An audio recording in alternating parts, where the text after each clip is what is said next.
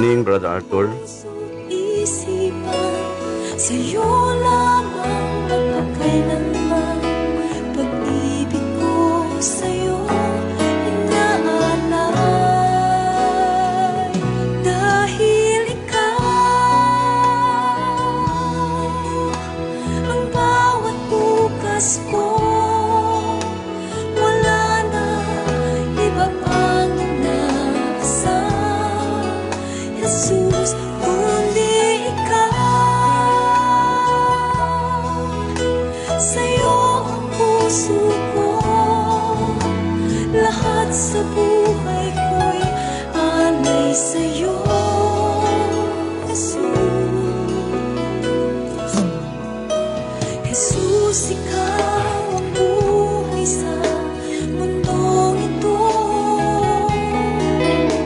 Sa bawat sandali ako'y iyong-iyo. Ikaw ang laman ng puso't isipan. Sa'yo lamang magpakailanman. Pag-ibig ko sa'yo inaalay. Dahil ikaw Good evening, Vice. Salamat sa Panginoon. ang bawat bukas ko, wala na iba pang inaasam, Jesus, kundi ikaw. Sa'yo ang puso ko, lahat sa buhay ko'y alay sa'yo, Jesus. Dahil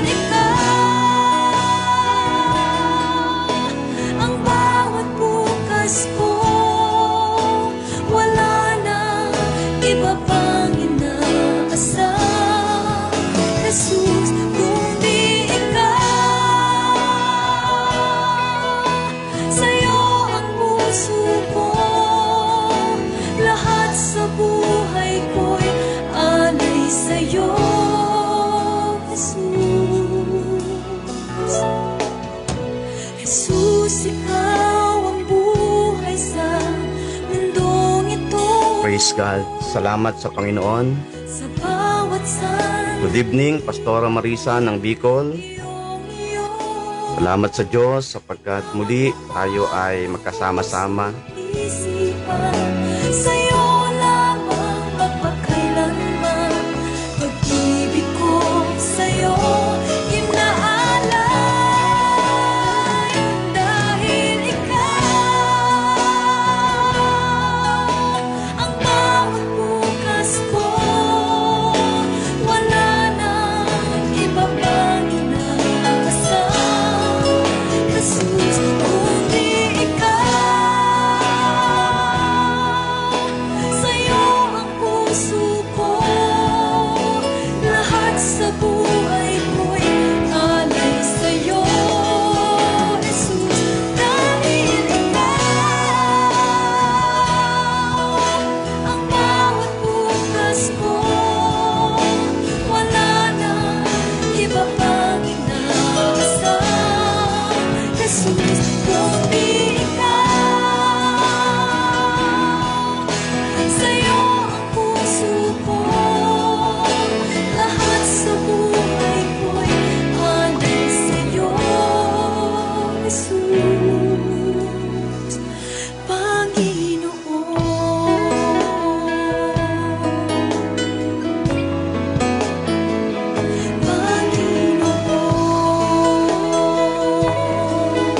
Praise God, praise God. Salamat sa Panginoon sa gabing ito. At binabati natin yung ating mga kapatid na naka-tune in ngayon. Salamat sa Diyos sa inyong panonood sa ating gabi-gabi na kung saan every time na tayo ay magkakaroon ng ating FB Live broadcast. Good morning dyan sa lugar nyo, kapatid na June, dyan sa lugar ng Canada, si Lake, binabati ko kayo ng magandang umaga. At maging yung iba nating mga kapatid na kung saan ay kasama natin ngayon, si Brother Panting dyan sa lugar ng Surigao. Good evening sa iyo, kapatid. Salamat sa Panginoon. Hayaan natin na minsan pa tayo ay patuloy na manabik sa salita ng Diyos na ating pag-uusapan ngayong gabi. So tayo muna yung makinig ng isang awit pa bago tayo magpasimula. Praise God, praise God.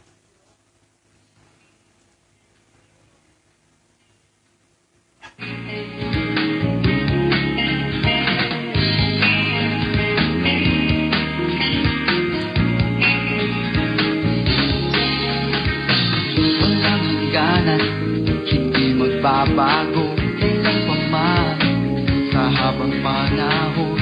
Ang iyong salita, Panginoon. Mga halaman ay natutuyo, langit at lupa ay maglalaho, ngunit tapat lahat ng sinabi mo. Good evening, Omix. Karamdaman ko ay magpapawi, suliranin ko ay magagapi, kalaya ay mararanasan ko dahil sinabi mo. Oh, kasalanan ko'y patatawarin, panalangin ko ay hindi, ang pagtitiwala ko'y sa'yo dahil sinabi mo. Dahil sinabi mo,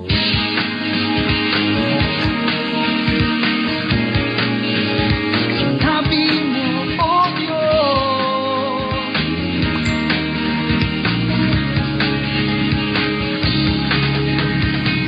Walang hangganan, hindi magbabago kailan pa man sa habang panahon. Ang iyong salita, Panginoon. Mga halaman ay natutuyo, langit at lupa ay maglalaho, ngunit tapat lahat ng sinabi mo. Karamdaman ko ay mapapawi, suliranin ko ay magagapi, kalaya ay mararanasan ko dahil sinabi mo. Kasalanan ko'y patatawarin, panalangin ko'y hindi, ang pagtitiwala ko'y sa'yo dahil sinabi mo. Dahil sinabi mo. Praise God, praise God. Good evening sa ating lahat na kung saan ay naka-tune in ngayon, still watching. Batiin muna natin yung ating mga kapatid. So nagpapasalamat tayo sa Panginoon sa gabing ito sapagkat muli tayo ay binigyan ng pagkakataon upang magkasama-sama sa ating pag-aaral through social media. Salamat sa Diyos sapagkat it is a big privilege for us na dumaan tayo sa ganitong sitwasyon.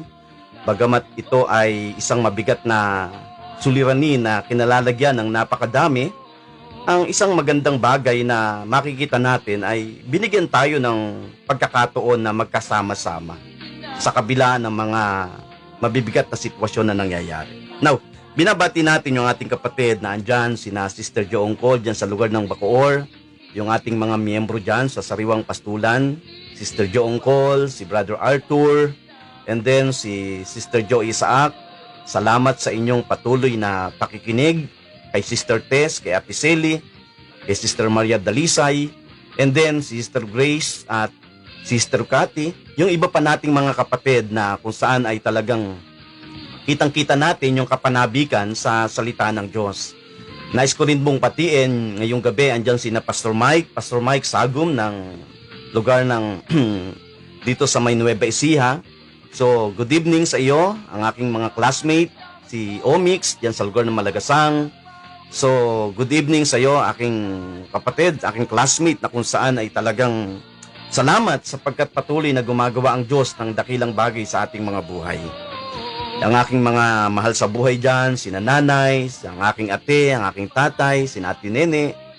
And then, maging sa lugar ng Bicol, andyan sina Pastora Marisa. Ngayon, still watching sapagkat sabi niya, every time na bago tayo magsimula sa ating FB Live broadcast, kitang-kita ko yung pananabik sa kanyang puso at patuloy tayong nagdedeklara ng kalakasan at lalong higit sa lahat yung tamang direksyon ay ilagay ng Diyos sa kanilang mga puso, sa kanilang mga buhay.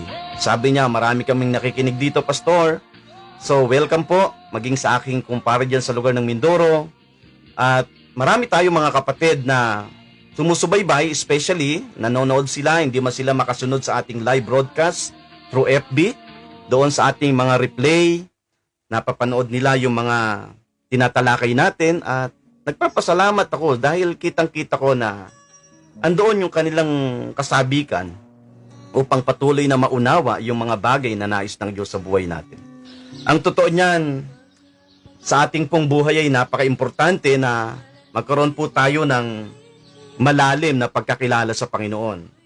Maaring magtatanong ka, Pastor, gaano ba ka-importante yung pagkakilala sa Panginoon?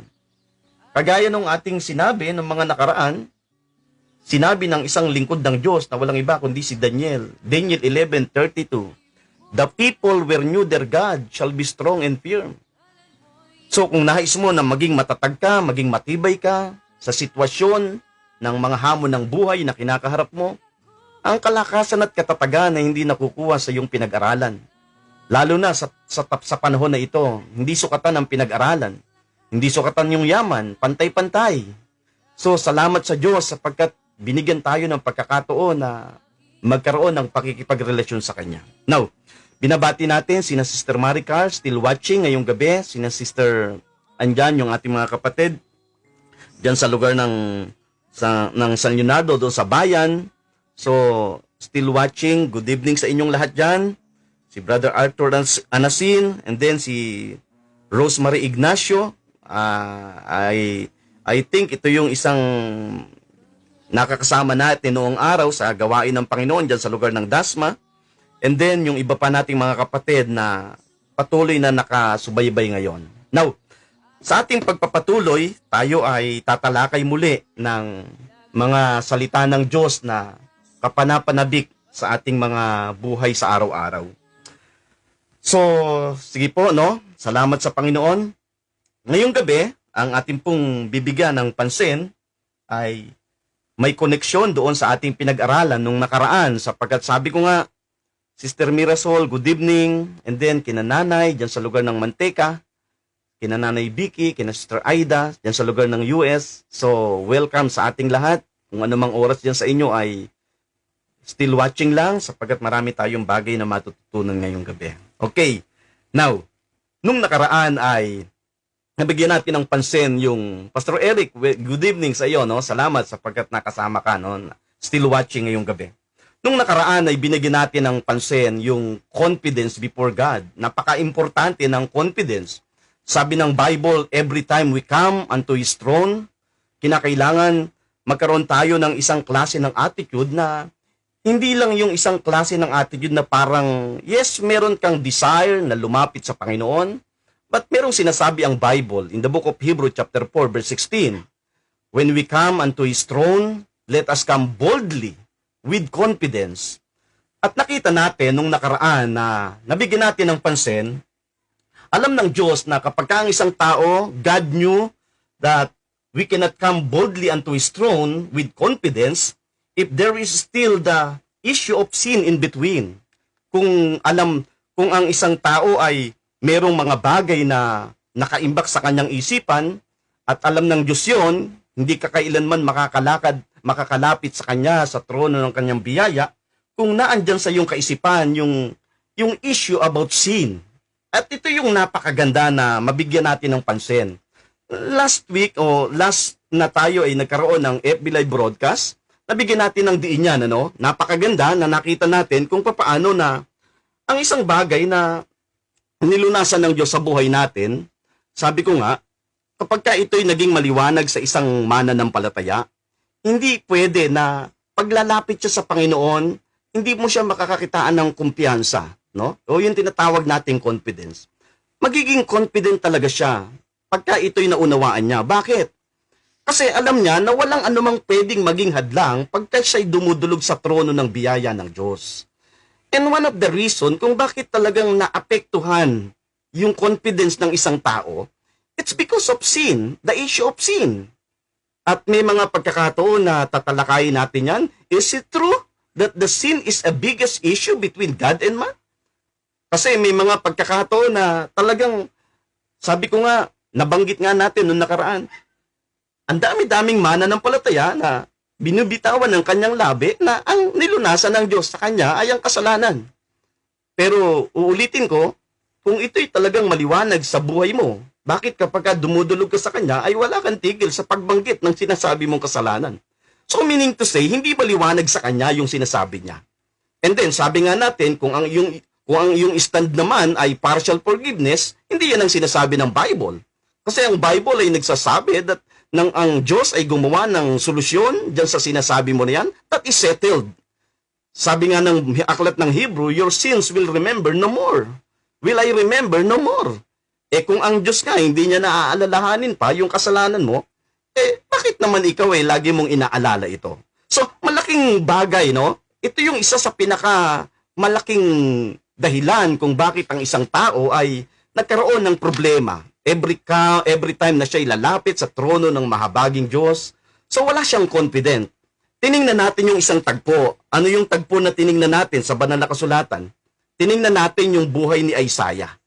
In Isaiah chapter 6, makikita natin, sinundan natin yon beginning from verse 5 up to verse 8.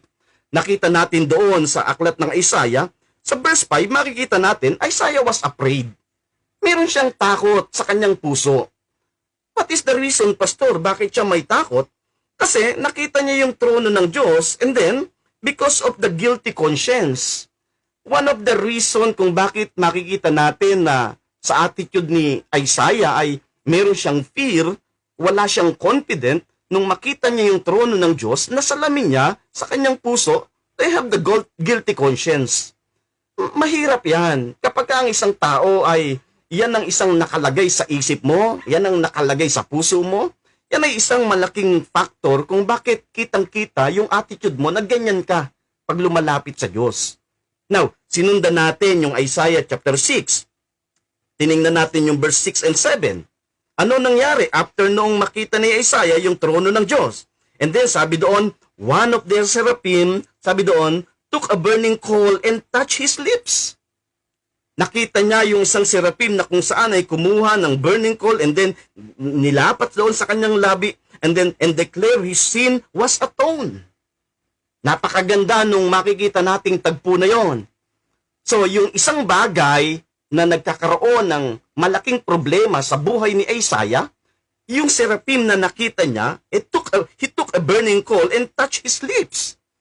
And then, dumating doon sa point, pagka tinignan natin, doon sa verse 8, anong sabi doon? Isaiah had a changed mindset.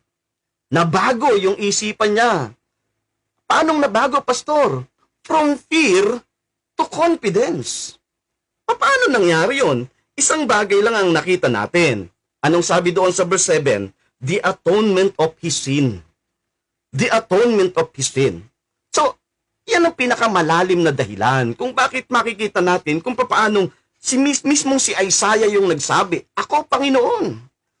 Kasi may confident na siya sa kanyang puso. Why? Nakita niya't naunawaan kung ano yung atonement na ginawa ng seraphim sa kanya. So, sa buhay natin, kung ating ibabato sa buhay ng Panginoong Hesus, ano yung bagay na ginawa niya sa atin? Mahalaga yan, ano? Napaka-importante niyan. So, binabalikan lang natin yung konti na ating napag-usapan para pagpasok natin dito sa ating tinatalakay o tatalakayin, iko-connect natin ay mas lalong maging mas maliwanag. Mas lalong ka-excitement sa ating puso. Sapagkat nakita nga natin kung papaano na yung confidence ay nais ng Panginoon. Anong sabi doon sa ating tiningnan? In 1 John chapter 3 verse 21, our confidence comes from knowing that we are completely forgiven by God. Doon manggagaling yon. Kung alam mo that we are completely forgiven mula sa Panginoon and through the confidence, we can ask anything and He hears us. Pag lumapit ka sa Panginoon, pag humingi ka sa Kanya, alam mo, natutugunin ng Diyos, basta ayon sa Kanyang kalooban. Yun ang sinabi ng aklat ng 1 John. In 1 John chapter 3, verse 21, and in 1 John chapter 5, verse 17. Maliwanag yun, Sabi doon, confidence brings blessing. Wow! confidence brings blessing. Kaya pala yun ang bagay na gusto ng Panginoon. Even naman sa aklat ng Santiago, alam natin yan, meron diyang binabanggit. Abe, kung nag-aalinlangan ka, huwag kang umasa na tatanggap ka. Now, dito sa ating tinitingnan, ang mahalaga na maunawaan natin, God wants us to have a confidence every time we come unto the throne of His grace. Yun ang sinabi niya. Now, gusto kong basahin muna sa atin ngayong gabi, yung isang talata na nakasulat sa aklat ng Roma, Kabanatang 6. At ito ay merong malaking factor na maiko-connect natin doon sa ating pag-uusapan ngayong gabi. Kung kayo ay merong mga dalang Bible dyan sa inyong mga tahanan, kung nasa inyong mga cellphone, in-encourage ko kayo na kayo po'y makisunod sa akin. Sa aklat po ng Roma, Kabanatang 6, dito ko hahanguin. Isama ko na yung talatang 2, in Romans chapter 6, verse 1 up to 2. Ang ganda po nung pinabanggit ni Pablo dito. Okay, ang sabi dito, sa verse 1, what shall we say then? Shall we continue in sin, that grace may abound? Ano nga ang ating sasabihin? Ano nga ang aking sasabihin? Magpapatuloy ba tayo baga ako sa pagkakasala upang ang biyaya ay makapanagana? And then, pagdating naman sa verse 2, God forbid, how shall we that are dead to sin live any longer therein? Sabi niya, huwag nawang mangyari. Tayo mga patay na sa pagkakasala, paano nga tayong mabubuhay pa niyan? So ang Diyos ay patuloy na magpala ng kanyang salita ngayong gabi sa ating pag-uusapan.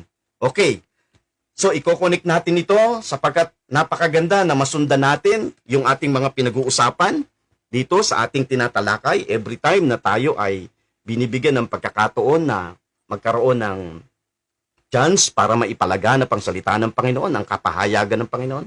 Ulitin ko po, kayong lahat na nakasubaybay, maaring ngayon nyo lamang ito na tunghayan, I encourage na balikan nyo po yung mga nauna na mga video na kung saan ay natalakay namin para mas magkaroon tayo ng pagkaunawa dito sa ating tinatalakay. Maaring ikaw ay magtatanong, maaring may mga pagkakataon na parang bago sa pandinig mo tong sinasabi ko, maaring sinasabi mo na, sabi ko nga, ang dami-daming mga tao na mabilis magkomento. At karapatan naman nila yon. Wala naman tayo magagawa doon. Pero kagaya nung sinabi ko doon sa isang kausap ko, ang alam ko kapag ang isang tao ay nakinig ng salita ng Diyos, kung ang ipinapangaral ng taong nangangaral ay ang buhay ng Panginoong Hesus, walang dahilan para hindi niya ito pakinggan. Ngayon, kung meron man na hindi tatanggap doon sa pangangaral na ang ipinapangaral ay buhay lamang ng Panginoong Hesus at ang kanyang tinapos doon sa krus ng Kalbaryo, niloko ko pa nga siya. Sabi ko, demonyo lang ang alam ko na tumatanggi. So, masakit man pakinggan, pero yun ang katotohanan. Bakit mo tatanggihan yung pangangaral na ang itinataas ay ang buhay at ginawa ng Panginoong Hesus sa buhay ng isang tao? Hindi natin ito dapat tinatanggihan. Ngayon, kung sinasabi mo na mali, hanapan mo siya ng butas. At yun ang pinaka-challenge ko. Doon sabi ko nga sa aking kapatid na kausap ko, salamat sa iyo sa buhay ni Brother June, napakaganda ng aming laging fellowship. Now, sundan natin itong ating pinag-uusapan. Balikan ko, God knew that we cannot come boldly unto His throne with confidence if there is still the issue of sin in between. Alam ng Diyos yun. Hindi ka kailanman makakalapit sa Kanya ng meron kang kapanatagan ng puso mo, punong-puno ng kumpiyansa ang kalooban mo, kung alam mo na merong humahadlang sa inyo sa pagitan ng Diyos. Yan ang isang katotohanan. Parang ganito lang yan sa buhay ng isang tao, kung ikaw ay merong kapwa, kung meron nangyari sa inyo na hindi maganda, mag-iisip ka muna bago ka lumapit sa Kanya. Kasi bakit? Alam mo na hindi naging maayos ang inyong sitwasyon. So ganoon, kung ang isang tao, yes, sasabihin mo, mananampalataya ka, pero nananatili sa isipan mo, sa puso mo, every time na lalapit ka sa Panginoon, sinasalamin mo lagi yung sarili mo, laging kasalanan ang binibitawan mo sa harapan ng Diyos, hindi naging maliwanag sa iyo yung bagay na ginawa niya para sa atin. Kasi dapat maging maliwanag yun And that is sin. Alam natin anong sinabi doon, sinettled ng Diyos yan. Sa ating mga susunod na pag-aaral, mas magiging maliwanag yan. mas mabibigyan natin ng malinaw na definisyon kung talagang ano nga ba itong kasalanan na ito. Now, difference between sin and sins. Ito yung napahapyawan ko nung nakaraan. Ano ba talagang exactly the difference between sin and sins? Kasi sabi natin nung nakaraan, ganito. Tingnan nyo, no? Bakit wala tayong mababasa sa Bible na forgiveness of sin? Bakit ang lagi nating mababasa ay forgiveness of sins? Napaka-importanting issue niyan. At dito sa ating tatalakayin, nawa, madaanan natin yan, ano? Ang forgiveness of sins and forgiveness of sin is very important na maunawaan ng isang mananampalataya. Kasi ito'y truth, ito'y katotohanan. Sabi ko nga, to know the difference is to know the truth. Pagka naunawaan mo kung ano yung kaibahan ng dalawa, ito yung katotohanan. At kung meron ng bagay na gusto si Satanas, itago niya yung katotohanan sa buhay ng isang tao. Kasi alam ni Satanas na kapag ka na-reveal sa'yo ang truth, aba, napakatinding kalayaan ang pwede niyang maranasan, na ang pwedeng dalhin nito sa buhay mo. Yan ang isang bagay na gusto ng Panginoon. Ma-reveal niya yung katotohanan. At alam natin, walang ibang katotohanan kundi yung kanyang mga bagay na ginawa sa buhay natin. Ito yung malimit yung sinasabi sa inyo. We start on the finish line, not on the starting line. Kasi kung tayo magsisimula sa starting line, ang magiging tendency lang yan, gagayahin lang natin ang Panginoong Hesus. Yan talaga ang magiging tendency niyan. Hindi ganoon ang tamang pananaw ng Bible, ng Biblia. Ang Biblia ay nagsasabi na meron siya mga bagay na tinapos sa buhay natin. So kung siya ay may mga bagay na tinapos, we need to start on the finish line. That is the finished work of Jesus. Kasi kapag doon tayo nagsimula sa bagay na tinapos ng Panginoon, makikita mo yung sinasabi ko na talagang napakaganda pala talaga. Kasi bakit? Una't higit sa lahat, ang isang bagay na magiging maliwanag sa'yo, mawawala ang iyong pagkapagod. Ako naniniwala, yes, maraming mananampalataya, pero maraming mananampalataya pagod. Yan ang isang katotohanan. Matatalakay natin yan sa ating mga pag-uusapan. Now, what exactly is sin? There was an attempt to classify sin as the noun, while sins as the verb. Yan ang mga makikita natin kung papaanong pagkatiningnan natin, may mga tao na nag-attempt na talagang busisiin ito, ano yung kaibahan nito, then napakababaw lang ng pagkakaunawa ng marami. Kasi sabi ko nga, nabigyan na natin dito ng pansin, ano? Sabi natin noong nakaraan, sabi niya, madali lang pastor yan, pagka sinabing sin, siyempre, singular yan, wala namang S, and then pagka sinabing sins, plural yan. Ganoon lang siya kasimple para unawain, no? Pero, sabi ko nga, may mas malalim na nakapaloob sa bagay na ito na dapat maunawaan ng isang tao. Why? To know the difference is to know the truth. Pag naunawaan mo yung kaibahan nito, ito'y magbubukas ng pagkaunawa ng katotohanan sa iyong buhay. Hindi lang po ito simpleng bagay, tandaan natin. Napakalaking bagay ito. Kasi kung makikita mo yung kahalagahan ng kaibahan nito, makikita mo yung nakapaloob sa bagay na ito, pag lumapit ka sa Panginoon, sisiguraduhin ko sa iyo, we come boldly unto His throne with confidence. Meron ka talagang kumpiyansa, panatag talaga ang iyong kalooban. Now, yes, we agree of that, but it is not enough para masabi natin na yan lang ang kaibahan ng dalawa. Tandaan natin. Sabi ko nga, why there's no mention in the Bible exactly o directly about forgiveness of sin? Bakit wala tayong mababasa sa Bible, walang minimension sa Bible directly about forgiveness of sin? Sa halip, ang lagi nating mababasa dyan ay forgiveness of sins. So, forgiveness of sin or forgiveness of sins, ano nga ba sa dalawa? Pastor, mahalaga ba talaga ito? Yes, 100%. Napaka-importante nito. Kaya salamat sa ating mga kapatid na kung saan andyan, nakatune in kayo. Ano mang reliyon meron ka, huwag mong tingnan na kung saan ay magiging hadlang ang reliyon para hindi tayo magkaunawaan. Hindi po magiging hadlang ang reliyon para hindi tayo magkaunawaan. Basta't ikaw ay bukas sa iyong kaisipan, handa kang makinig ng sinasabi ng salita ng Diyos, na walang ibang itinataas kung hindi ang mga bagay na ginawa ng Panginoon, magkakaunawaan po tayo. Kasi naniniwala ako, ikaw ay ang isang tao, ako ay isang tao na meron akong pangangailangan pagdating sa spiritual na aspeto sa buhay natin. We are tripartite being, tandaan natin. We have spirit, soul, and body. So lahat ng bahagi natin ay meron itong pangangailangan. At ang isa sa pinakamahalagang pangangailangan dito ay ang spiritual. Kaya kung itong sinasabi ko, ito'y pagkain ng ating espiritu. So ikaw ay merong espiritu. Kung ikaw ay merong gutom sa espiritu mo, talagang nanamnamin mo itong sinasabi ko. And then meron tayong soul, at yung soul may pangangailangan yan. At ang pangangailangan yan, walang iba kundi yung communication. Prayer is one. Isa yan sa pwedeng tumugon sa pangangailangan ng iyong kaluluwa. Kasi prayer is communication. And then yung pakikipag-fellowship mo sa iyong kapwa. That's one na kung saan ay pwedeng maging pagkain ng iyong kaluluwa. Kaya nakakatuwa dahil even through social media, nagkakaroon tayo ng komunikasyon. Kakaroon tayo ng palakasan. Salamat sa Panginoon. Hindi ko alam ang ginagawa mo, pero dito sa pamamagitan nito, meron tayong connection sa isa't isa. And most especially, na kung saan, nakapokus ang napakadami doon sa kanyang isang needs, and that is the body. Physical needs. Alam nyo, hindi dapat mangyari sa buhay ng isang tao na maging pangunahin niya ang needs ng kanyang katawan. Kasi kung magiging pangunahin mo ay ang needs ng iyong katawan, hindi mo mabibigyan ng prioridad ang iyong needs spiritual, hindi ka pa rin magiging masaya dyan.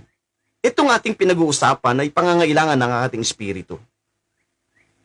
Ang spiritual needs natin ang kayang tugunan nito. Now, sabi natin, why there's no mention in the Bible directly about forgiveness of sin? Sa halip, ang mababasa natin lagi ay forgiveness of sins. Bakit wala, pastor? Sabi natin, forgiveness of sin or forgiveness of sins. Ano sa dalawa? Mahalaga ba ito, pastor? Yes, napaka-importante. Now, tingnan natin, ako'y magbibigay ng ilang talata na kung saan makikita natin na malimit binabanggit about forgiveness of sins. Like for example, in the book of Acts chapter 5 verse 31. Anong mababasa natin sa Aklat ng Gawa, kabanatang 5, talatang 31. Ang sabi dito in the book of Acts chapter 5 verse 31, tingnan niyo yung sinasabi doon. Him hath God exalted with his right hand to be a prince and a savior, for to give repentance to Israel and forgiveness of sins. Siya ikay pinadakila ng Diyos sa kanyang kanang kamay upang maging prinsipe at tagapagligtas, upang magbigay ng pagsisisi sa Israel at kapatawaran ng mga kasalanan. So doon sa verse na yon, makikita natin, binibigyang diin doon ang forgiveness of sins. Another verse in Acts chapter 13, verse 38. Tingnan natin, yung mga binabasa kong talata, kung kayo ay merong mga ballpen dyan, meron kayong papel, kung ikaw ay handa na magtuon o sundan mo yung aking tinatalakay, maganda na masundan natin ngayong gabi. Anong sabi doon sa verse 38? Acts chapter 13, verse 38. Ito yung sinasabi ng banal na kasulatan. Sabi dito ay, kaya maging hayag nawa sa inyo, mga kapatid, sa pamamagitan ng taong ito, ibinabalita sa inyo ang kapatawaran ng mga kasalanan. Walang ibang tinutukoy dito kundi si Jesus. Sabi doon, be it known unto you, therefore, men and brethren, that through this man is preached unto you the forgiveness of sins. So, itong binasa natin na talata, Acts chapter 5 verse 31 and Acts chapter 15 verse 38, so nagbibigay ng diin about forgiveness of sins. And even in Acts chapter 26 verse 18. Tingnan natin yung nakalagay doon sa Acts chapter 26 verse 18. Babaybayin natin to ngayong gabi, para mas maging maliwanag sa atin. Anong sabi doon sa verse 18? To open their eyes and to turn, sabi doon, to open their eyes and to turn them from darkness to light and from the power of Satan unto God, that they may receive forgiveness of sins, upang kayo tumanggap ng kapatawaran sa inyong mga kasalanan and inheritance among them which are sanctified by faith that is in me. So, another verse na binasa natin is forgiveness of sins. Tingnan pa natin yung paboritong talata ng maraming mananampalataya in Ephesians chapter 1. Itong aklat ng Epeso, kabanatang 1, isa ito sa pinakapaborito ng napakadami. Kasi bakit? Ito'y nagpapatungkol doon sa inheritance na kung saan ay nais ng Diyos na ma-experience at ma-enjoy ng mga anak niya. Anong sabi doon sa verse 7? Sabi sa verse 7, in whom we have redemption through His blood, the forgiveness of sins.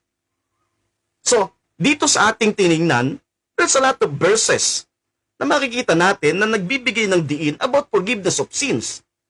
There is no verses directly mentioned in the Bible about forgiveness of sin. Laging forgiveness of sins. Kaya ko ito binibigyan ng diin. Kasi alam kong ito'y napaka-importanting bagay sa buhay ng isang mananampalataya. Ulitin ko, pag hindi na-settled itong bagay na ito, you cannot come boldly unto the throne of God with confidence. Hindi mo kailanman kayang lumapit sa Diyos sa trono ng kanyang mahabaging biyaya na punong-puno ka ng kumpiyansa sa iyong puso. You cannot come boldly. Why? Kasi alam mo na merong mabigat na namamagitang issue sa inyo sa pagitan ng Diyos. Kaya nga, binibigyan natin ng diin ito ngayong gabi. Ano sa dalawa, Pastor? Forgiveness of sin or forgiveness of sins? Last verse na gusto kong basahin ay yung nakalagay sa aklat ng Colossians chapter 1. Anong sinasabi dito? In the book of Colossians chapter 1 verse 14, ang sabi dito ay, in whom we have redemption through His blood, even the forgiveness of sins. Sa pamamagitan niya na kung saan kinaroroonan ng ating katubusan na siyang kapatawaran ng ating mga kasalanan. So, there's a lot of verses na makikita natin sa Bible. Laging binibigyan ng diin doon ay forgiveness of sins, not forgiveness of sin. Kaya ito dapat maging maliwanag sa buhay ng isang mananampalataya. Now, sin and sins. Ilagay natin sa isipan natin yung bagay na yan. Sin and sins. Sabi natin nung nakaraan, sin is the root and then sins is the fruits. Para mas naging maliwanag, ano? Sabi natin doon, the tree cannot live without its roots. Alam natin na ang isang puno hindi kailanman pwedeng mabuhay kung siya'y wala at hiwalay sa ugat. Sa makatuwid, ang lahat ay nakasalalay sa kondisyon ng mga ugat. Yun ang isang totoo. Kasi paano mabubuhay ang puno kung hiwalay siya sa ugat? Mahirap mangyari yon. At yun yung tinitingnan natin ngayon. Now, if the root is dead, kasi may binasa tayo kanina, we are dead to sin, in Romans chapter 6, verse 1 up to 2, sabi doon, if the root is dead, then the tree and eventually its fruits and leaves will wither and die a natural death. Sabi natin, kung ang pinakaugat ay putol o naputol na, kahit sabihin natin na may mga pagkakataon na parang napakasariwa pa ng puno, ang dami-dami niyang bunga, huwag kang umasa na ito'y may buhay pa. Kasi ang totoo niyan, yung pinanggagalingan ng buhay na meron siya ay putol na. Ano yun? Doon sa ugat. Yun ang isang katotohanan. Kaya napaka-importante na makita natin na sabi doon, kung putol na yung ugat, kung patay na yung ugat, maaring sabihin natin na ang puno ay mananatili na parang sariwa. Sa tingin mo lang sariwa yan. Pero dadating ang time, unti-unti, matutuyo yan.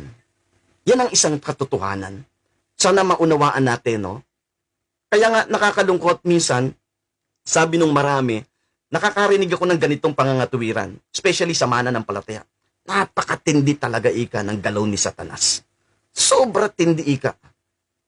Alam nyo, sabi ko nga, kung meron mang lakas na sinasabi mong galaw si Satanas sa buhay ng isang mananampalataya, yan ay nanggagaling lang sa iyong isipan. At binibigyan mo siya ng kakayanan na gumawa at kumilos sa iyong buhay sa pamamagitan ng pagbibitaw mo ng salita na dinedeklara mo sa kanya. Pero kung titingnan natin ang katotohanan, Satan has already been defeated. Maliwanag yun. He's already been defeated. Wala siyang kakayanan. Kung meron man siyang kakayanan na pwedeng gawin sa iyo is to deceive. Paano deceive, Pastor? I-deceive ka niya, dadayain ka niya. Yun ang isang katotohanan Natalakay na natin yan doon sa mga nakalipas nating pag-aaral. Now, ngayon, tuloy natin itong ating pinag-uusapan. The root has to die first in order to kill the entire tree. Kinakailangan ang ugat ang unang dapat na mamatay. Para kung gusto mo na yun talagang buong puno, ay totally na mawala. Yun naman isang totoo kasi doon nga nanggagaling. Yung binasa natin kanina in Romans chapter 6 verse 1 up to 2, binasa natin yung kanina, sabi dito, Paul declare we are already dead to sin. Yun ay maliwanag. Sinabi ni Pablo, we are already dead to sin. Now, meaning, the root of sin is dead in us. Therefore, the fruits thereof had already died or at least in the process of dying. Paring ngayon, hindi mo pa nakikita na talagang patay na. Pero naniniwala ako, nasa proseso siya ng papunta ng pagkamatay. Ang isang pinakamalaking question na lang dito, ganito. Ito yung pinakamalaking question at maaring ito rin yung question na nasa isipan mo. Nakikita ko kung ano yung naglalaro sa isipan mo habang nakikinig ka. Hindi mo lang siguro masabi sa akin directly, siguro sinasabi mo, nahihiya ka, o maaring sinasabi mo na iisipin ko, kinakalaban mo ko. Wala akong pakialam sa bagay na yan. Ang gusto ko yung maging challenge sa'yo, yung bawat salita na ating pinag-uusapan. Kaya nga, ito yung hamon ko sa marami, no? Butasan mo yung sinasabi ko. Ngayon, kung may makita kang butas, and then, mahalaga na tingnan nating maigi. Pero kung wala kang makikitang butas, ibig sabihin, mas tama itong sinasabi ko kaysa sa sinasabi mo. Yun ang isang katotohanan. Now, ano pastor ang naglalaro sa isipan ng marami? Eto, tingnan yung maigi. Sabi natin kanina, ang buhay naandun sa ugat. Kapag naputol ang ugat, kahit gaano kasariwa ang puno, isang panahon dadating ang time mamamatay yan. Ang sabi ni Pablo in Romans chapter 6 verse 1 up to 2, Paul declares, we are already dead to sin. Sinabi niya, tayo patay sa kasalanan. Ibig sabihin, the root of sin, sabi doon, is dead in us. Putol na. Tapos na. Yung ugat ng kasalanan sa buhay ng isang tao, ng mananampalataya. Now, therefore, sabi natin, had already died or at least in the process of dying. Ano yung nasa isipan ng marami na naglalaro ngayon, pastor? Ito yung tanong. How do you know if the root is truly dead? Pastor, paano ko malalaman kung ang ugat ay talagang patay na? Kapag tinitingnan ko yung kapwa ko, parang hindi, parang buhay na buhay pa nga lalo Yun ang tanong ng marami Kapag tinitingnan niya yung sinasabi ng kapwa niya na sinasabi na patay na sa kasalanan, pero hindi. Kitang-kita niya kung paano gumalaw, kumilos, manalita. So, ibig sabihin, hindi siya makumbinse. Doon sa sinasabi ng banal na kasulatan, na sinabi ni Pablo, we are already dead to sin. Tayo'y patay sa kasalanan. Buhay tayo sa Panginoon. Yun ang sinabi ng aklat ng Roma. Okay, how do you know if the root is truly dead? Paano namin malalaman? Paano ko malalaman, pastor? Alam nyo, ito yung isang katotohanan. Hindi natin ito kayang sukatin sa ating sariling pananaw. Kasi iba yung timetable ng Diyos sa timetable natin. Ang Diyos may sarili siyang timetable We cannot measure in our time, but on God's time. Hindi natin kaya yung sukatin na sa ating sarili. Alam nyo, mabigat yan. Ano tendency, pastor, kapag yan ay sinukat natin sa ating sariling pananaw? O doon sa ating in our time, not in God's perfect timing. Kasi ang Diyos meron siyang sariling timetable Ito yung isa sa pinaka malimit kong ang binabanggit pag pinag-usapan ay timetable ng Lord.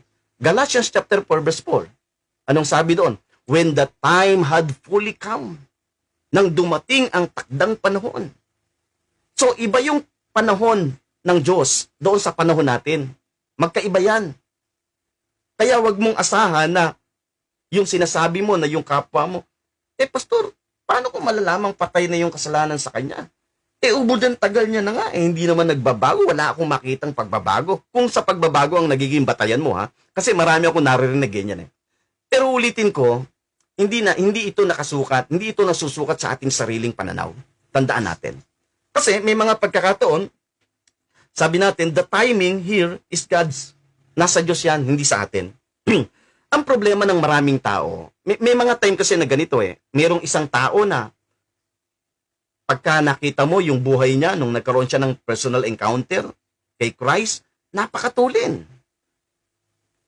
Walang pinag-iba sa puno. Merong puno na napakadalis na nung naputol mo yung ugat napakabilis na nalanta. Napakabilis na natuyo. And then meron naman puno na pagkitagal-tagal ng putol yung ugat pero buhay na buhay pa yung sanga at nabungo at nagkaroon pa ng bunga. Mahirap mong sukatin sa iyong sarili. Yan ang sinasabi ko. Dapat naunawaan natin. Now, tingnan natin, ito yung malaking problema. Ang pinakamalaking problema kapag ka ito ay sinukat natin sa ating sarili. Tingnan yung maigi, pwedeng i-create nito. Most of the time, we become impatient and try to force our own timing. Yan ang nangyayari. Maraming beses, maraming pagkakataon, lalo na sa loob ng simbahan, lalo na yung maraming mga pastor, pinipilit nila, pinupuwersa nila. Sabi nga natin, most of the time, we become impatient, nagkakaroon sila ng parang, at ganyan, napakatagal na bakit wala naman akong nakikita? Hindi naman namamatay, unti-unti nga, lalo pa nga tilang tumitindi. Kaya minsan ang nangyayari, ito na ngayon.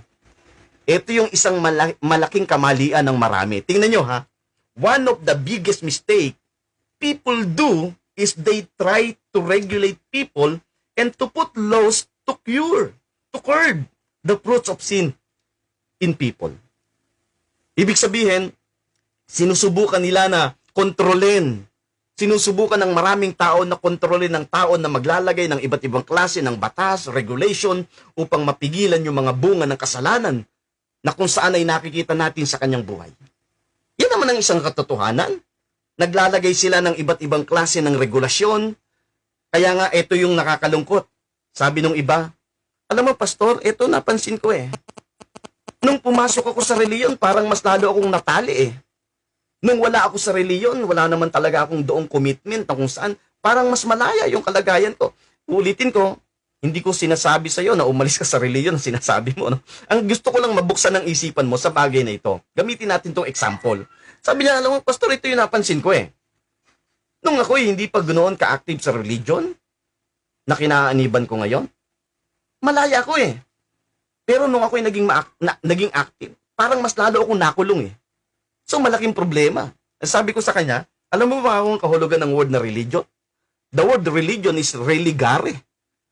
Muli kanyang itatali. Diyan papasok yung do's and don't.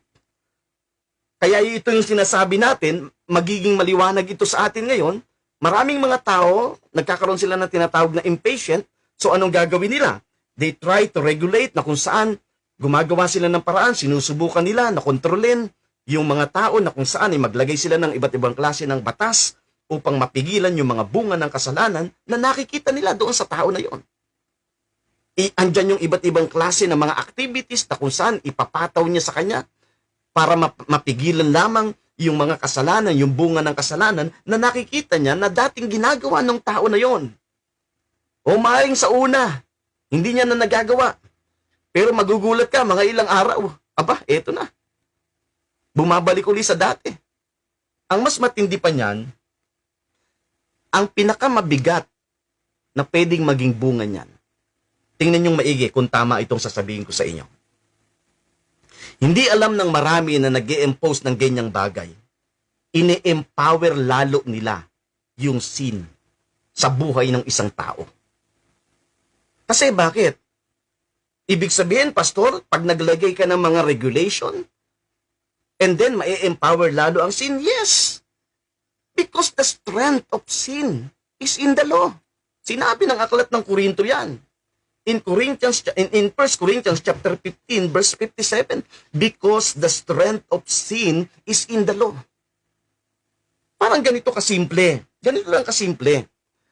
Nung ikaw, sinasabi mo na nakakilala ka sa Panginoon, and then, yung pagkakilala mo sa Panginoon, nagdala siya ng kalayaan.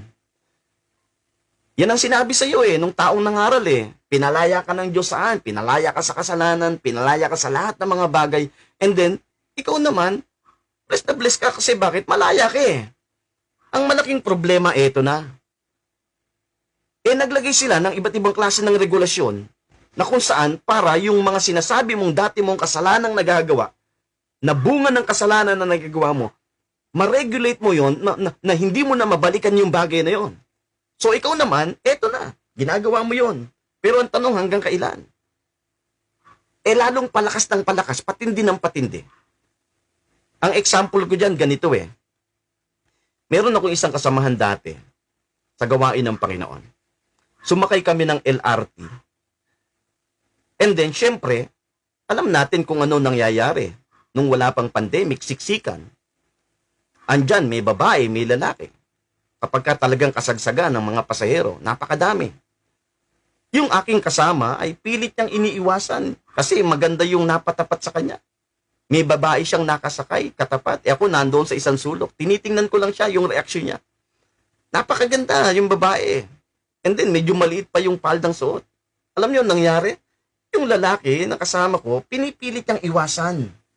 Pinipilit niyang iwasang tingnan yung magandang babae. Na maikli yung paldang suot. At maganda yung tingnan. Pero sa anong pilit niya, kunyari, ililingon siya sa ibang part, pero tinitingnan ko, minsan sumisilip pa rin siya. Kasi alam niyo kung bakit? Kasi kailanman, pag ganyan ang naging attitude mo sa sinasabi ko, o doon sa sinasabi mong kasalanan, patuloy mo lang yung pinapalakas, patuloy mo yung ini-empower. Yan ang isang katotohanan. Why? Kasi nakapokus ka doon sa fruits. Hindi naging maliwanag sa'yo that the root of sin is totally sinolusyonan ng Diyos sa buhay ng isang tao.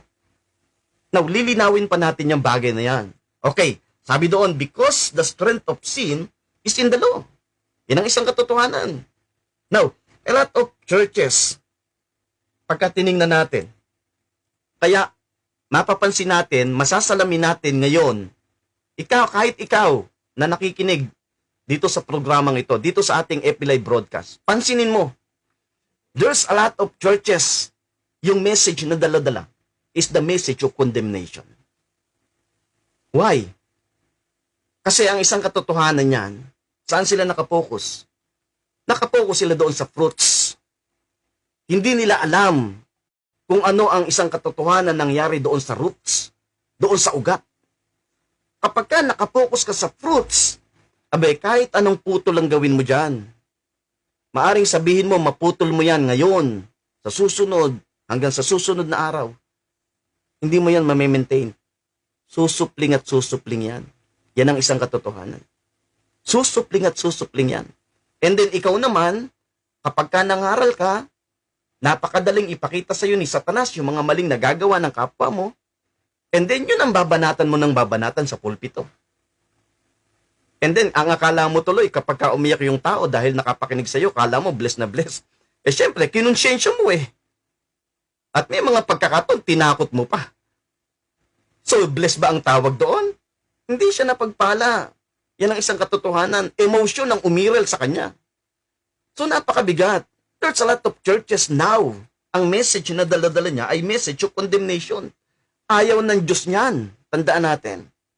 Kung meron mang message na gusto ang Diyos, ito yung malimit kong sinasabi, yung message na dala ni Pablo. Anong message yun, Pastor? Christ and His finished work. Yan ang message na dala ni Paul. Wala siyang ibang bagay na dinadala sa kanya habang siya'y nangangaral. Pag pinag-aralan natin yung kanyang istorya, pumunta siya sa sinagoga, nangaral siya ng 3 buwan, ang pinangaral niya ako, ito si Jesus. Kasi alam ni Paul, that's the good news. Wala nga tayong mababasa sa Bible na nangaral si Pablo patungkol sa impyerno. Bagamat hindi ako against dyan, Si Jesus, binigyan niya ng emphasis yan, impyerno, pero may mga ilang tagpo sa banal na kasulatan na mababasa tayo. Pero pagdating sa buhay ni Pablo, hindi niya binigyan ng pansin. Yan ang isang katotohanan. Basta tang ipinangaral lang ni Pablo, eto si Jesus, eto yung kanyang ginawa, eto yung kanyang tinapos. Gusto kong maunawaan nyo na eto yung Jesus na ito, na ipinako nyo, na pinapatay nyo, eto siya. Eto yung magagandang bagay na ginawa niya sa buhay ng isang tao. That's the very important message, especially sa panahon natin ngayon. Kasi naniniwala ako, kapag ka na-establish ka sa bagay na ginawa ni Jesus, anong sabi doon? Kasabay yan ng pagka-establish mo sa katuwiran na kung saan ay binigay niya sa buhay natin. Once you become established in righteousness, anong sabi ng Isaiah chapter 54 verse 14 and 17? Oh, walang anumang kaguluhan na pwedeng makalapit sa iyo. Walang anumang pwedeng kaguluhan na kung saan ay makapenetrate sa iyo. You have nothing to fear, you have nothing to worry. Yan ang sabi ng Bible. Kasi bakit? Na-establish ka sa katuwiran na ginawa ng Panginoon. Now, tingnan natin to. In Romans chapter 8 verse 1, ito yung maliwanag na sinabi ng Bible. Those who are in Christ, now therefore, we have no condemnation. Lahat ng taong nasa Panginoon, walang kondemnasyon. And that's the good news. That's the good news. Yan ang isang katotohanan. Kanina, nabigyan ko ng pagkakataon yan doon sa aming devotion. Hindi ko alam kung naandyan si Papa B ngayon na naka-tune in sa atin. Sana naka-tune in siya para patuloy na lumago sa pagkakilala sa Panginoon. Kasi ito yung napakaganda. Ito yung nasain natin. Kung sino man yung taong mangangaral, even sa social media, pag meron kang naka-encounter, nagse-search ka, nakakita ka ng nangangaral, tingnan mo kung ang pinapangaral niya ay si Jesus at ang kanyang tinapos, pakinggan mo. Pero kung hindi, ay basura yan, huwag mong pakinggan. Yes, totoo yan. Ine-encourage kita, kung ang mangangaral ay hindi si Jesus at ang kanyang tinapos, basura yan. Huwag mong pakinggan. Ida-drive ka niya lang sa emotion. So mahalaga na tingnan natin sa bawat pangangaral, ang pinapangaral ba si Jesus at ang kanyang tinapos. That's enough. That's it. May establish tayo dyan. Ito yung good news. If you are in Christ, ulitin ko, that's the good news. If you are in Christ, the root of sin is actually dead. If you are in Christ, the root of sin is actually dead. Patay na yung ugat ng kasalanan. Ngayon, another question. Ano ba ang kasalanan? Wow! Ang gandang pakinggan yan. Ano ba ang kasalanan? Alam niyo, marami akong librong binabasa about sin, and then, kahit papaano, nakapag-aral din naman tayo, pag pinag-aralan ng sin, meron silang iba't ibang klase dyan ng pagkaunawa. At minsan, napakabilis niyang sabihin ng kasalanan na i-expose kung ano yung mga kasalanan na nakikita niya sa paligid. And that is the fruits. Pero hindi masyadong nabibigyan ng emphasize yung pinaka-root. Kasi dapat doon tayo sa root eh. Pastor, ano ba ang sin? Gusto ko kayong dalhin in the book of John, chapter 16. Kung meron kayong dalang banal na kasulatan, open our Bible in the book of John, chapter 16. Maganda tong binabanggit dito ni Apostol Pablo sa aklat ng Juan, kabanatang 16, talatang 8. Okay. Ang napansin ko ngayon, noong nagsimula tayo na tayo'y mag-FB Live broadcast, medyo maikling oras lang yung ating ini-spend, parang pahaba ng pahaba. Nagpapasalamat ako sa ating mga kapatid na andyan, nakikinig, nakakapanood sila sa atin. Salamat sa Diyos. So in the book of John chapter 16, verse 8, basahin ko sa inyo yung verse 8. Ito yung sinabi mismo ni Jesus. Ang sabi doon, and when He is come, He will reprove the world of sin, and of righteousness, and of judgment. Of sin, because they believe not on me. Ang sabi doon, tingnan nyo ha, at siya'y pagparito niya ay kanyang susumbatan ang sanlibutan tungkol sa kasalanan, concerning about sin, at sa katuwiran, at sa paghatol. Tungkol sa kasalanan, concerning sin, because they do not believe in me. Sabi doon, sapagkat hindi sila nagsisampalataya sa akin. Ano yung sinasabi ng aklat ng Juan, kabanatang 16, talatang 8 hanggang 9? Sabi doon, concerning sin, because they do not believe in me. This is the very definition of sin. That is unbelief or unbelief of Jesus. Yan ang katotohanan. Ang kasalanan, sin is the sin of unbelief. Kaya nga sabi ko, kapag ang isang tao, wala siyang pagkakilala, pagkaunawa sa Panginoon, ay napakatindi niyan. Yan ang isang pinakamiserableng buhay. Kasi bakit? Yan ang sinasabi ni Jesus. concerning about sin because they do not believe in me. So meaning to say, sin is unbelief. And that's original sin. Pagka tinignan natin. Sabi doon, sin and unbelief are one and the same. And you cannot separate the two. Hindi natin pwedeng paghiwalayin. The true definition of sin is unbelief. Original sin is the sin of unbelief. That's the unbelief of Adam. Kaya kung magbabasa ka ng banal na kasulatan, binabanggit doon sa aklat ng Romans chapter 5 verse 12.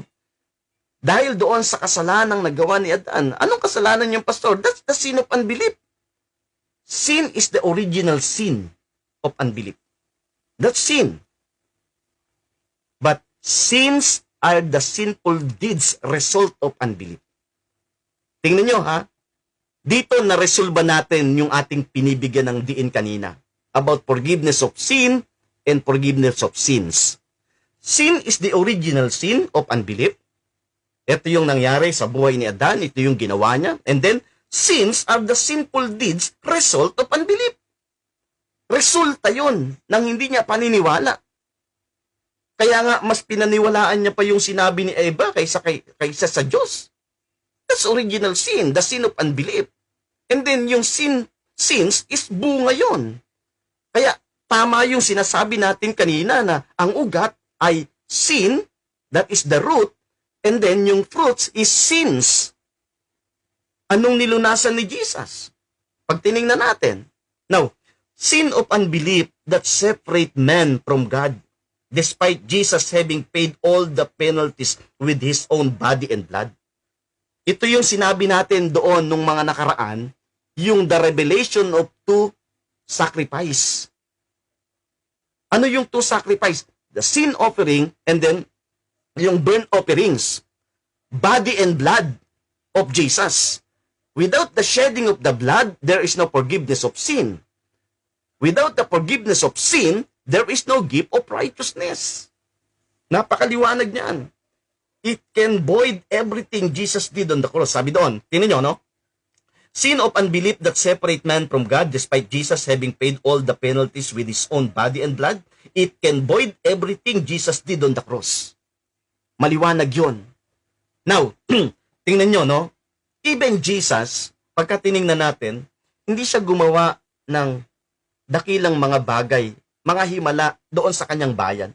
Sabi doon, Jesus did not do many miracles, mighty works there because of their unbelief. In Matthew chapter 15 verse 57 up to 58, mababasa natin yan. Matthew chapter 13. Sa Matthew chapter 13, mababasa natin, si Jesus hindi siya gumawa ng mga dakilang bagay doon sa bayan niya. Pero sa ibang mga bayan, gumawa siya. Bakit hindi siya gumawa? Because of their unbelief. Kasi hindi naman sila naniwala. Even sa buhay ng isang tao ay pinakamabigat kung ikaw ay mabubuhay na wala kang pagkakilala o wala kang paniniwala sa Panginoon. Sino paniniwalaan mo? Sarili mo. Yan ang isang totoo. Sinasabi lang ng bibig mo, meron kang Diyos. Pero ang totoo niyan, kapag tinignan mong maigi ang Diyos mo, sarili mo. Yan ang pinakamabigat na sitwasyon ng isang tao, lalo na sa panahon na ito. Sabi ko nga, anong ganda ng ginawa ng Diyos? Kahit sa panahon ng pandemic, pwede mong makita ang ganda. Anong ganda? Nabuksan sa isipan ng tao na kahit anong yaman meron ka, kahit anong taas ng pinag-aralan meron ka, apektado ka ng naganap na lockdown noong nakaraang taon. At hanggang ngayon, meron pang epekto. Yun ang makikita natin. Now, forgiveness of sin against forgiveness of sins. Okay, why there is no forgiveness of sin and there is forgiveness of sins? Bakit, Pastor? Why there is no forgiveness of sin? Bakit walang pagpapatawad sa kasalanan? Yung sinasabi natin forgiveness of sin and forgiveness of sins. Bakit wala, Pastor? Why there is no forgiveness of sin and there is forgiveness of sins? Tandaan natin, God cannot forgive sin. Hindi niya pwedeng patawarin yung sinasabi nating sin, and that is the sin of unbelief. Pagka yon ay dumating at sinabi natin na pinatawad ng Diyos yung sin of unbelief, papasok dyan sa universalism yan. Yan ang katotohanan. Sabi doon, because that would be tantamount o yung katumbas, that's universalism. You cannot have unbelief and shall be forgiven. Hindi pwede na kung saan ay hindi ka naman naniniwala pero makakaranas ka ng kapatawaran. Hindi pwede mangyari yun. Parang ganito kasimple yan. Pwede ka bang bigyan ng isang bagay kung ayaw mo nang lumapit? Pwede ka bang bigyan ng isang bagay kung di ka naman naniniwala? Ganoon lang siya kasimple. Now, walang repentance. Isa pa, walang repentance. Kung ang iniisip mo, yung repentance to say sorry about your sins, yung mga bagay na nagawa mo, nagkakamali ka dyan. Kasi the word repentance means metanoia. To change our mind. Mula doon sa pagiging unbelief, and that is the sin of unbelief, to become believing. Maniniwala ka. Ganoon siya kasimple. Kaya hindi pwede na yung sinasabi ng marami na forgiveness of sin, wala noon. Forgiveness of sins. Okay. On the other hand, the moment a person is convinced of the forgiveness of his sins, and that is action, the issue of sin, unbelief, is automatically resolved. The moment a person is convinced of the forgiveness of his sins, and that is the action, yung kanyang mga bagay na nagagawa, then the issue of sin and belief is automatically resolved. Uulitin ko, dadalhin ko uli kayo doon sa sitwasyon ng isang puno. Maaring nakikita mo na yung bunga ay sariwa, yung puno ay sariwa. Pero ito yung sinabi ng Bible. If you are in Christ, that's the good news. The sin of unbelief is resolved. Resolved na yan. Na-resolve na ng Diyos yan. The sin of unbelief. We are dead to sin, but alive to God in Christ Jesus. Alam nyo, minsan meron akong nakausap. Sabi ko, bakit napakadaling paniwalaan ng tao that we are slave of sin? Napakadaling paniwalaan ng tao na siya'y alipin ng kasalanan. Pero bakit parang napakahirap paniwalaan ng tao na mula sa pagiging alipin ng kasalanan, gumawa ng paraan si Jesus para tayo ilagay sa pagiging alipin ng katwiran? Ang sabi ko nga, kapag ka ikaw ay alipin ng kasalanan, kahit anong bagay ang gawin mo, may magagawa ka ba para makaalis doon? Wala. Kahit gumawa ka ng mabuti, you are slave of sin. Yan ang isang katotohanan. That's the truth, came from the Bible. So si Jesus ang gumawa ng paraan mula doon sa pagiging alipin ng kasalanan, inilagay kanya sa pagiging alipin ng katwiran. So naandito ka ngayon. Bago ngayon sasabihin mo, kasi ako makasalanan eh. Yes, naniniwala ka na makasalanan ka, pero gumawa ng solusyon ng Diyos. Nasaan ka ngayon? Nasa alipin ka ng katwiran. So may magagawa ka ba dyan para ka makaalis dyan? O maaring magre-react ka dito sa sinasabi ko, sasabihin mo, napakadelikadong teaching yan, pastor. Yan ang katotohanan ng sinasabi ng Bible. Pero balikan ko, uulitin ko, balikan mo yung dati kong mga pangangaral, hindi ko tinotolerate ang paggawa ng mali at kasalanan na sinasabi mo. Wala akong ganoong pangangaral. Ang sinasabi ko, what the truth says, kung ano yung sinasabi ng Bible na katotohanan. We are a slave of sin. And then we are slave of sin to become slave of righteousness. At yung righteousness na yon, yun yung inimpute ng Diyos sa atin. Walang sino mang may kakayanan para yon ay iliko o tanggalin sa buhay natin. Why? Kasi ang Diyos ang naglagay noon. Yan ang isang katotohanan. At ang isang bagay na sinasabi ng Bible, we need to establish in His righteousness. Tandaan natin to, no? Now, dito sa ating napag-usapan ngayon, medyo hindi pa natin nabigyan ng diin about doon sa tinatawag nating the biggest issue between God and man. Pero siguro sa mga susunod, ito yung bibigyan ko ng diin. Pero I hope na sana naging maliwanag sa atin ngayon yung ating pinag-usapan about forgiveness of sin and forgiveness of sins. Hallelujah. Jesus provided a way to resolve the issue of sin by offering His blood as sin offering. And then the sin offering provided the forgiveness of sins. A person has to be convinced of the forgiveness of sins. Then the issue of sin and belief can be automatically resolved. I hope na sa umagang ito, sa gabing ito, no?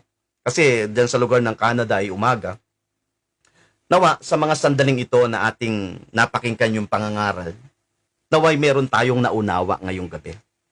At kung meron kang mga tanong sa buhay mo, kung meron kang mga tanong dito sa aking tinalakay, so I encourage you na pwede kang mag-comment, mag-PM sa akin. At yun ay napakaganda kasi bakit? At least matatalakay natin kung ano yung mga bagay na nais ng Diyos na mas maging maliwanag. Nagpapasalamat tayo sa Panginoon sapagkat meron tayong mga kapatid na naandyan. Regular sila na nakakapakinig dito sa ating pong programa every Monday, Wednesday, and Friday. Binabati ko sina Pastora Marisa, naandyan sila sa lugar ng Bicol. Sabi niya, Pastor, ako'y napagpapala kami doon sa iyong mga pangangaral. Salamat po sa Panginoon. Sapagkat ito naman yung bagay na nais natin, na kung saan ay maraming maabot ng kapahayagan ng Panginoon na inilagay ng Diyos sa ating mga puso. Binabati natin si Brother Arthur, si Sister Maria Dalisay. Ang sabi niya, a pleasant Wednesday evening po, Pastor, at sa ating mga kapatiran. Si Sister Mirasol Balmonte, and then Joe Ongkol, Brother Arthur. Yung iba pa nating mga kapatid. Kanina, nakita ko si Ate Silly and then si Pastor Eric. Salamat sa pagkat nakasama natin siya. Meron pa rin tayong mga nakasamang tagagapan. So, salamat sa Diyos sapagkat binibigay niya tayo ng pagkakataon na kung saan ay patuloy na makaunawa. Ngayong gabi, I hope na dito sa ating pinag-usapan, nawa meron tayong bagay na natutunan. At nais ko kayong anyayahan na sumandali tayong dumulog sa Panginoon. Ilagay natin sa Panginoon na patuloy niya tayong lagyan ng mataas na mitiin sa ating puso, na kung saan ay wala tayong ibang kauuhawan at kagugutuman, kundi pawang mga kapahayagan na nagmumula sa Kanya mga salita. You are my Lord. Kung meron kang mga pinagdadaanan, hindi aksidente na ikaw ay napadako dito sa ating FB Live broadcast, isang pagkakataon, pribilehiyo, na kung saan ay ginamit ng Diyos, nagkaroon tayo ng koneksyon. Gusto kitang samahan sa isang maikling panalangin ngayong gabi. Tayo pong lahat ay dumulog sa Panginoon. Nagpapasalamat kami sa iyo, Panginoon, sa pagkakataon na binigay mo sa amin ngayong gabi. Salamat po sa iyong mga salita na talaga naman nagiging maliwanag kung ano yung mga bagay na ginawa mo sa buhay namin. Meron kaming mga kapatid na maaaring ngayon lamang nakapakinig ng programa na ito, ng FB Live namin na ito. Ikaw ang magpaunawa sa kanya. Yung gutom at uhaw na nasa puso niya ay bigyan po ninyo ito ng solusyon sa pamamagitan ng salita mo na napakinggan niya ngayong gabi. Yung aking mga kapatid na nakatune in ngayon sa anmandakon lugar, sa lugar ng Bicol, Mindoro, and then sa lugar ng Canada, sa lugar ng US, and then sa Manteca, Kinananay, Lord, lahat sila, abutin mo sila. Diyan sa lugar ng Malagasang, sa lugar ng Bacoor, sa lugar ng Surigao, lahat sila ay dinudulog ko sa iyo ngayong gabi. Nagpapasalamat kami sapagkat merong ganitong klase ng pagkakataon na kung saan malaya kaming magkaugnayan sa isa't isa. Mailagay namin sa iyo ang lahat ng bagay na amin pong mga pinagdadaanan sa araw-araw. Nilalagay ko sa iyong kamay sa mga oras na ito, yung aking classmate, meron siyang hinihingi na panalangin. Sabi niya, pakisama siya sa panalangin. Dinedeklara namin, Panginoon, na ngayong gabi yung kanyang kapatid na nasa isang miserableng sitwasyon. Lord, gamitin mo yung tagpo na ito sa kanyang buhay para makilala kanya. Sapagkat yan naman ay isang katotohanan. Bago kami dumating sa pagkakilala sa iyo, nasa ilalim kami ng napakabigat na kapigatian. Hanggang sa dumating kami to become desperate na maresolba namin yung problema ang kinakaharap namin. At naunawaan namin na apart from you, Lord, we are nothing. Salamat, Panginoon, maging yung aming classmate na si Lirio. Abutin mo siya, Panginoon. Kung meron akong mga kapatid na ngayon, nagpapasama sa panalangin, yung pinagpe-pray ni Bishop Alex sa lugar ng Cavite City, Lord, dinedeklara namin ang restoration sa kanya, physically, at kung meron akong mga kapatid na merong pain na nadadama emotionally, Lord, the restoration, emotionally, ilagay mo sa kanya. Let the works of the Spirit ay patuloy niyang madama at maranasan. Maraming salamat po at hayaan mo na gamitin po ninyo itong tagpo na ito upang magkaroon pa kami ng mas malalim na pakikipag-ugnayan sa iyo, Panginoon. Huwag nawang matapos sa aming puso ang aming mitiin, kagaya ng mitiin ng iyong anak na si Pablo. Lord, I want to know you more. Salamat po ng marami, O Diyos. Lahat ng mga mahal namin sa buhay, sa iyo po namin ito pinagkakatiwala. And we declare, Father God, that we are set apart, we are protected, we are covered, we are hagiasmos, Father God, sapagkat yan ang ginawa mo sa buhay ng iyong mga anak. Salamat po ng marami. Sa iyo lahat ng papurit parangal sa pangalan ni Jesus. Amen and amen.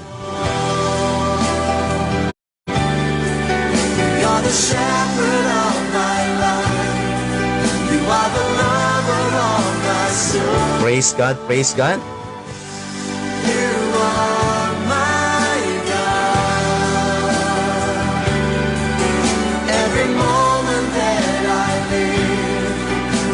Good evening sa ating lahat. Si Sister Glaisa andyan, watching. And then, yung iba pa nating mga kapatid, Brother Arthur Anasin, salamat sa iyo. And then yung ating mga kapatid sa lugar ng Bacoor, si Brother Randy, siya ay nakikita ko sinusubaybayan niya. Sister Helen, si Parindong, dyan sa lugar ng Malagasang. So, kung meron akong mga kapatid pa dyan na hindi ko sila nababati, sabi niya, nakikinig sila, still watching. So, magandang gabi sa ating lahat. Salamat po sa Diyos sa pagkakataong binigay niya sa atin sa oras na ito, hanggang sa mga susunod pong araw at oras na ipagkakatiwala niya sa atin. Meron po tayong ginaganap every Monday, Wednesday, and Friday, our FB Live broadcast. And I hope na patuloy na maglagay ng malalim na mitiin sa ating puso, uhaw at gutom ang Panginoon. Salamat po sa Diyos sa bawat isa sa atin. God bless po sa ating lahat. Hanggang sa mga susunod na oras po at araw na tayo magkasama-sama. This is our song, New Creation Church.